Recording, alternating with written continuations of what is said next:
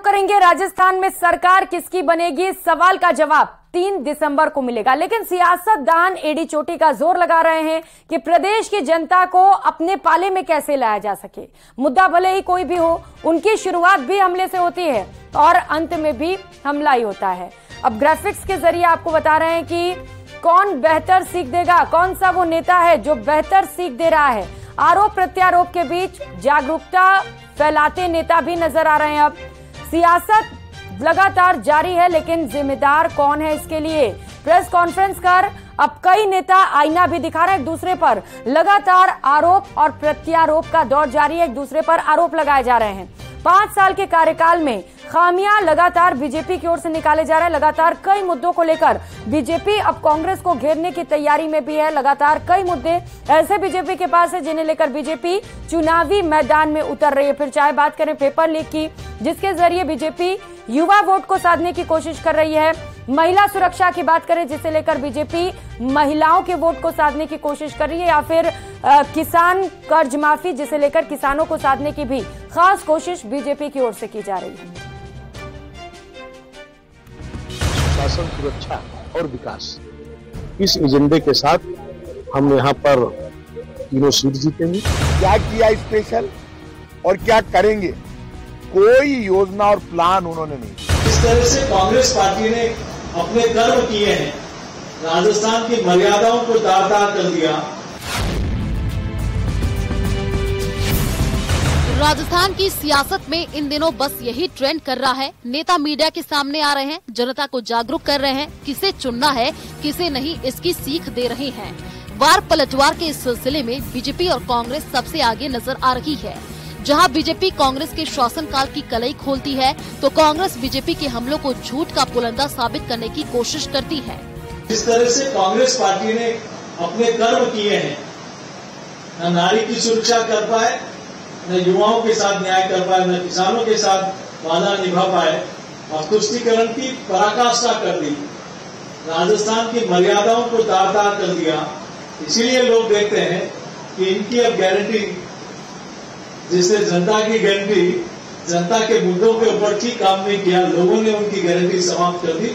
लोगों को विश्वास है मोदी जी और भारतीय जनता पार्टी। मुंह में गालियां भरकर गालियां देते हैं कांग्रेस के नेताओं को। पूरा राजस्थान जानना चाहता है बीजेपी के लोगों, सिर्फ कांग्रेस के नेताओं के ऊपर बयान देते हो, कांग्रेस को गालियां देते हो, कांग्रेस के लिए गलत शब्दों का प्रयोग करते हो, कांग्रेस के नेताओं पर आरोप लगाते हो। खुद का एक काम तो बताओ कि महंगाई, गरीबी, बेरोजगारी के लिए जिम्मेदार बीजेपी है। पेट्रोल डीजल की महंगाई के लिए जिम्मेदार बीजेपी है। पूरे देश में डॉलर के मुकाबले जो रुपया पिटा, उसके लिए जिम्मेदार बीजेपी है। प्रेस कॉन्फ्रेंस कर दोनों ही दल एक दूसरे को आईना दिखा रहे हैं। जनता को मैसेज देने की कोशिश की जा रही है कि उनसे बेहतर कोई और नहीं है। बीजेपी कांग्रेस के 5 साल के कार्यकाल में खामियां निकाल रही है, तो कांग्रेस बीजेपी के देश में फैली महंगाई के लिए जिम्मेदार ठहराती नजर आती है। बालोतरा पहुंचे सांसद संगम लाल गुप्ता यहां की तीनों विधानसभा जीतने का दावा कर रहे हैं। वो लगातार इस क्षेत्र में एक्टिव हैं। इनका आरोप है कि जनता कांग्रेस के कार्यकाल से उब गई है और इस बार बीजेपी की सरकार प्रदेश में आने वाली है। इनका तो पूरा इतिहास रहा है। आप इतिहास उनका उठाकर देख लीजिए कि कांग्रेस ने इस देश में 60 साल राज किया है। कोयले घोटाला से लेके 2G घोटाला से लेके घोटाले का बिल्कुल एक किताब लिखी जा सकती है कांग्रेस के लोग को लेकर। तो जिसका खुद का गिरेबान गंदा हो, वो इस तरीके से बात नहीं कर सकता है। चुनावी चौपाल में छिटाकशी का दौर तब तक जारी रहेगा जब तक सत्ता की डोर किसी एक पार्टी के हाथ में नहीं आती है। अब बस देखना यह है कि नेताओं की जागरूकता का असर होता है और वो किसको सत्ता की बागडोर सौंपती है। Bureau report, news 18 Rajasthan.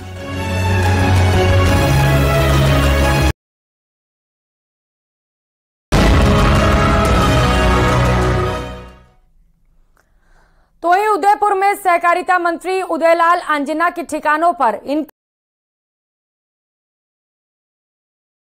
Anjana के तकरीबन 8 ठिकानों पर इनकम टैक्स विभाग ने छापे मारे। दरअसल शनिवार शाम आयकर विभाग की टीम मंत्री उदयलाल अंजना के न्यू फतेहपुरा में उनके कार्यालय पहुंची और छापेमार कार्रवाई की गई। आयकर की टीम ने इस दौरान एक लैपटॉप को अपने कब्जे में लिया था, जिसके बाद आज विभाग के अधिकारी एक बार फिर कार्यालय पहुंचे और छापेमार कार्रवाई को पूरा किया।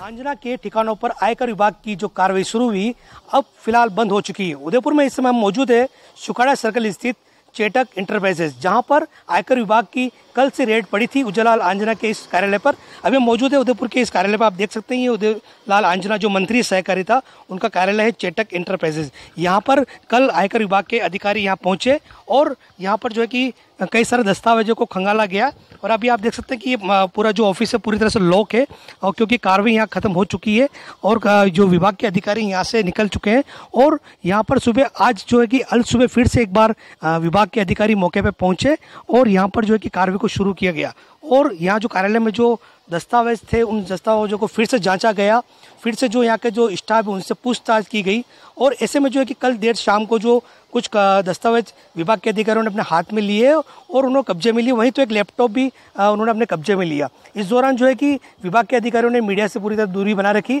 और आज जो सुबह जो वापस जो कार्रवाई शुरू की गई, यहाँ पर जो विभाग के अधिकारी पहुँचे फिर से यह जो दस्तावेजों को खंगाला और यहाँ जो स्टाफ है उनसे पूछताछ की। अब यहाँ से फिलहाल जो है कि पूरी तरह से जो कार्रवाई चल रही थी आयकर विभाग की वो पूरी तरह से बंद हो चुकी है। कमलेश दखनी, न्यूज़ 18 उदयपुर।